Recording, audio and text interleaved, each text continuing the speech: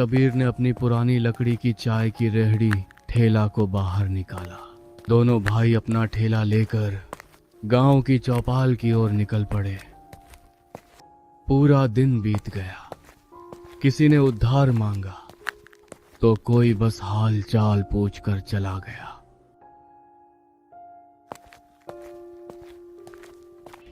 शाम के धुंधलके में जब दोनों भाई घर लौटे और भारी कदमों से अंदर दाखिल हुए, मीरा कबीर की पत्नी और तारा अर्जुन की पत्नी, कबीर और अर्जुन बिना कुछ बोले जमीन पर बैठ गए। आज भी कुछ खास नहीं हुआ मीरा। मुश्किल से 10-12 रुपए बने हैं। इसमें तो कल का सामान भी नहीं आएगा। भैया, मुझे लगता है इस गांव में हमारा काम कभी नहीं चलेगा। यहाँ लोगों की संख्या ही कितनी है और जो हैं वो हम जैसे ही गरीब हैं। तो क्या करेंगे आप लोग? हाथ पर हाथ धरे बैठने से तो भूख नहीं मिटेगी। एक बात कहूँ, बुरा तो नहीं मानोगे? बोलो मीरा, अब बुरा मानने जैसा बचा ही क्या है? हमारे गांव से 7 किलोमीटर दूर उस पहाड़ी के पीछे जो बड़ा गांव है रामपुर, सुना है वहाँ बाजार बड़ा लगता है और लोग भी अमीर हैं। अगर तुम दोनों वहाँ जाकर चाय बेचो तो शायद हमारी किस्मत बदल जाए। हाँ, दीदी सही कह रही हैं। वहाँ तो शहर जाने वाली बसें भी रुकती हैं। ग्राहक ही ग्राहक होंगे। आइडिया तो अच्छा है भाभी, लेकिन वहां जाने का रास्ता काला वन के बीच से गुजरता है। वो घना जंगल जिसके बारे में गांव के बड़े बुजुर्ग अजीब अजीब बातें करते हैं। काला वन का नाम सुनकर मीरा भी थोड़ा ठिठकी। अर्जुन, डर के आगे जीत है। दिन के उजाले में जाओगे तो क्या डर, और फिर तुम दोनों साथ होगे। गरीबी हमें धीरे धीरे मार रही है, उससे अच्छा है कि हम एक मौका लें। मीरा सही कह रही है। कल सुबह हम रामपुर जाएंगे। जंगल ही तो है, पार कर लेंगे। 2 वक्त की रोटी के लिए इतना जोखिम तो उठाना ही पड़ेगा।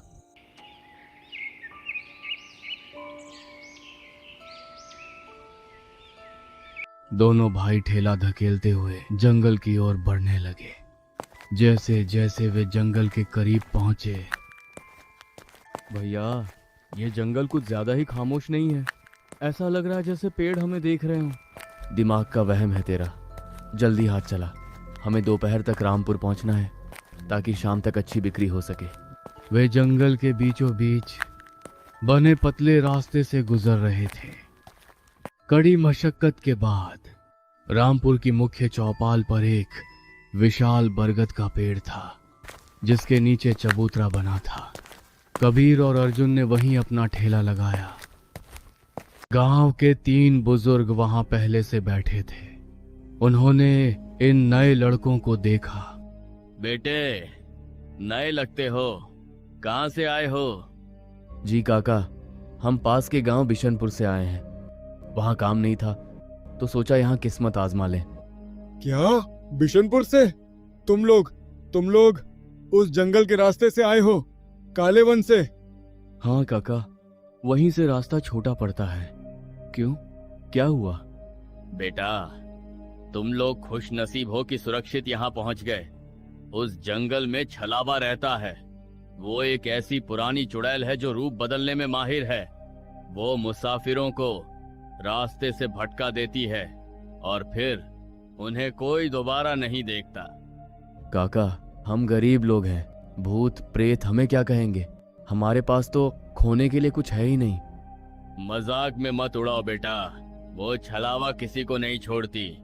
शाम होने से पहले यहाँ से निकल जाना और याद रखना, पीछे मुड़कर मत देखना, चाहे कोई भी आवाज आए। दिन भर चाय खूब बिकी। सूरज ढलने लगा था। आसमान का रंग गहरा नारंगी। देख अर्जुन, आज कितनी अच्छी कमाई हुई। अगर हम रोज यहाँ आए तो मीरा और तारा को अच्छे कपड़े और गहने भी दिला पाएंगे। हाँ भैया, लेकिन वो बुजुर्ग जो कह रहे थे, क्या हमें रुक जाना चाहिए? नहीं, रात को घर नहीं पहुँचेंगे तो वो दोनों परेशान हो जाएंगी। और ये भूत प्रेत सब मन का वहम है। चल जल्दी निकलते हैं।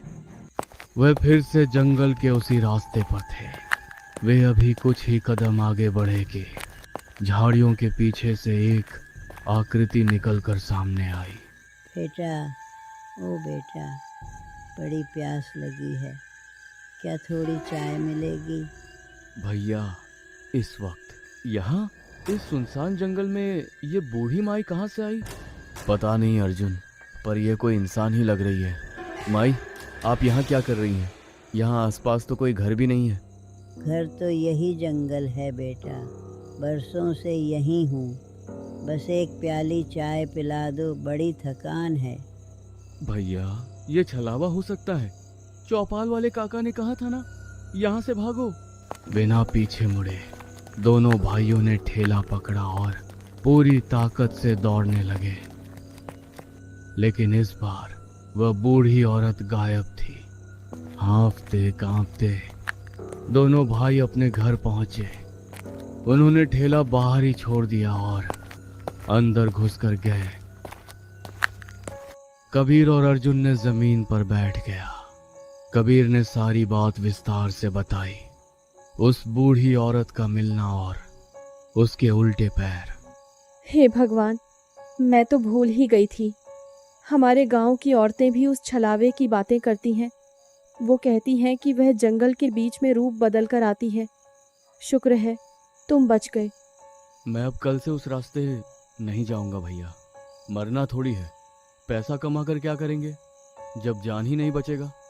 देख अर्जुन, डर सबको लगता है, पर आज की कमाई देख। अगर हम दूसरे रास्ते से जाएं तो वह 30 किलोमीटर लंबा पड़ता है। जाते जाते दोपहर हो जाएगी, फिर चाय कब बेचेंगे?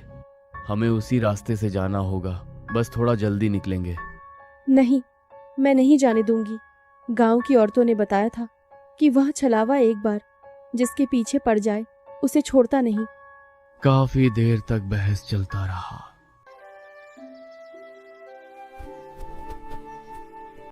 कबीर और अर्जुन चाय के ठेला लेकर रामपुर गांव की तरफ निकल पड़े। कबीर और अर्जुन दोनों इस जंगल के रास्ते पर चल रहे थे। वह दोनों डरते डरते जा रहे थे। चलते चलते जब वे रामपुर की चौपाल पर पहुंचे, अर्जुन ने सब कुछ सच सच बता दिया। ये लो, इसे अपने गले में डाल लो या हाथ में पकड़ लेना। जब तक ये तुम्हारे पास है वह छलावा तुम्हें छू भी नहीं पाएगी। वह आग की तरह जलने लगेगी अगर तुम्हारे करीब आई। कबीर ने अनमन्ने मन से रुद्राक्ष ले लिया। उसे अब भी लग रहा था कि शायद ये सब अंधविश्वास है। उस तीनों बुजुर्गों ने इनको रुद्राक्ष देकर अपने अपने घर चले गए। दोनों भाई थोड़ा खामोश हो गए। कुछ ग्राहक आए, चाय पिए। ऐसे ही कुछ देर चाय बेचने के बाद शाम होते ही रामपुर की गलियां सुनसान होने लगा था। चलो अर्जुन, आज रुद्राक्ष भी साथ है, डरने की कोई बात नहीं। जैसे ही वे जंगल के अंदर घुसे, उन्हें महसूस हुआ कि आज कुछ अलग है। झिंगुरों की आवाज इतनी तेज थी कि कान फटने लगे थे। अर्जुन, ऐसा लग रहा है कोई हमारा पीछा कर रहा है। तभी उनके पीछे से कोई बिजली की गति से गुजरा। कबीर और अर्जुन को पता नहीं था कि आज रुद्राक्ष उनकी जान तो बचा सकता था, लेकिन उस छलावे के क्रोध से उन्हें नहीं बचा पाएगा। जंगल का खेल अब शुरू होने वाला था। वे भागने की कोशिश कर रहे थे, लेकिन रास्ता जैसे खत्म ही नहीं हो रहा था। वे जिस पेड़ के पास से गुजरते, कुछ देर बाद वही पेड़ फिर सामने आ जाता। भैया, हम गोल गोल घूम रहे हैं। ये वही बरगद का पेड़ है जो 10 मिनट पहले आया था। तभी उनके सामने वह चुड़ैल छलावा अपने असली रूप में प्रकट हुई। उसकी त्वचा नीली पड़ चुकी थी। कहाँ जाओगे? ये मेरा इलाका है। आज तुम्हारी चाय में तुम्हारा ही खून मिलेगा। वह तेजी से उनकी ओर झपटी। वह चिल्लाते हुए पीछे गिरी, जैसे उसे बिजली का झटका लगा हो। वह तड़पने लगी। भैया देखो, काका की बात सच थी। ये रुद्राक्ष काम कर रहा है। ये हमारे पास नहीं आ पा रही। हाँ, पर देख अर्जुन, वो मरी नहीं है। उसकी आंखें देख, वो हमें कच्चा चबा जाना चाहती है। चुड़ैल धीरे धीरे फिर से खड़ी हुई। तुझे क्या लगता